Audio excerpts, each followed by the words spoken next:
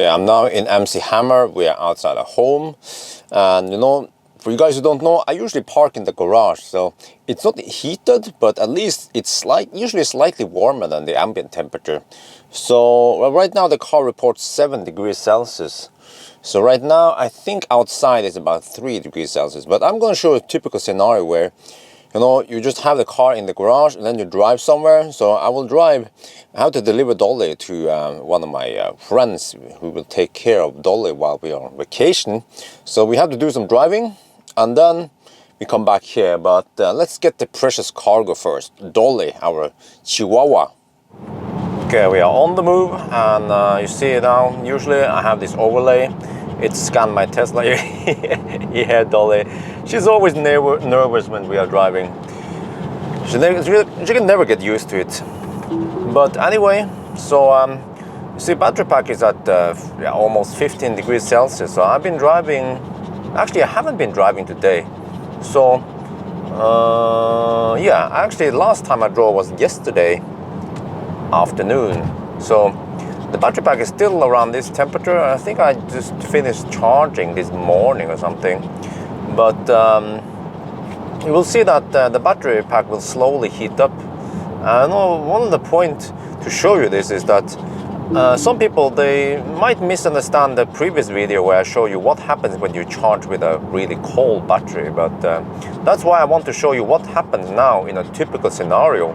And I will also try to teach you what you should do when you drive on stuff, when you run errands. You know, when should you charge? Basically, you should charge right after you finish charging. Plug in as often as you can. Don't plug in every 3 days or whatever. That could be bad. Well, not bad, but just a little disadvantage. So anyway, let's go to my destination and to deliver Dolly. All right, we are now at the destination. Time to deliver Dolly. Hey, Dolly.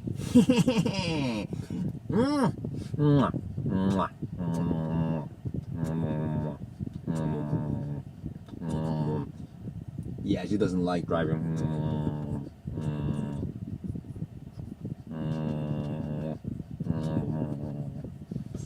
But anyway, you see that oh, Dolly here. Okay, see that we have heated up the battery to 20.3 degrees Celsius. So you see that stator has been heating up, and we get that leftover heat transferred into the battery. So that's how it works.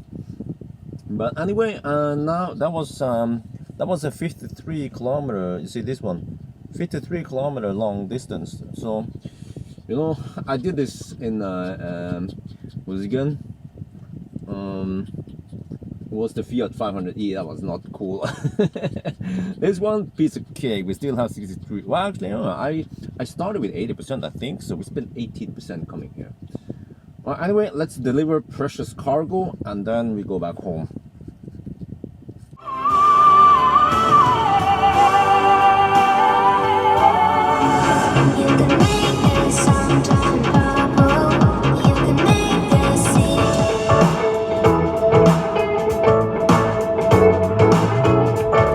Alright, we're back home now and we are charging at 3 kilowatt roughly. Yeah, 3.5, 3.4 kilowatt.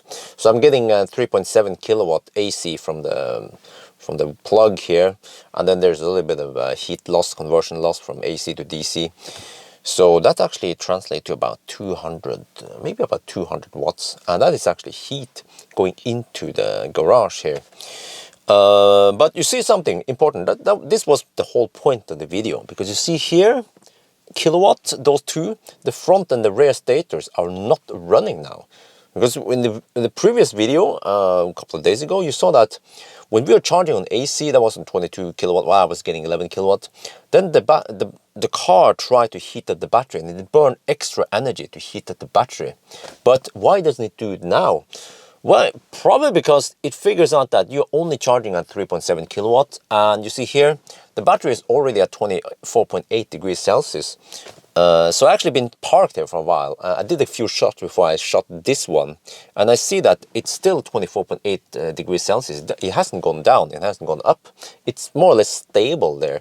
And the ambient temperature here is, well, you see there, it's oh, this one, yeah, I had to show you guys all these variables. So it's 2 degrees Celsius outside, but actually I'm so fortunate that I have a garage. It's not heated, but that's fine. So ambient temperature is 2, it might be 0 tonight, but when I close the door during the night, there will be a little bit of heat from the process of charging the battery and also the process of converting AC to DC. So those few 100 watts will actually keep the garage nice and warm. It might be 5 degrees Celsius higher than the ambient temperature outside of the garage. And actually the temperature in the battery pack will stay at around, well, it's gonna go, should go down a little bit, but tomorrow morning it will probably be 15 degrees Celsius again, like it was when I started driving before this trip. And that means that when you slow charge like this, then the car will not spend a whole shitload of energy heating up the battery to 40 degrees or whatever. That's not gonna happen. It will just stay at these temperatures here. And okay, and for you guys who start complaining now that, oh no, you know, EVs are so complicated, you know, I'm not gonna buy an EV before they become less complicated than that. Okay, just calm down, dude. Just inhale some diesel. You'll feel a lot better. Okay, just yeah, because you know I just gave all this very rough. I mean, very detailed explanation for people who want to know all this. Okay, so for people who don't want to know all this, just follow my simple recommendation. Preheat the car before you take a trip if you want it to have it nice and warm in here. And then you take your trip, whatever you have to do.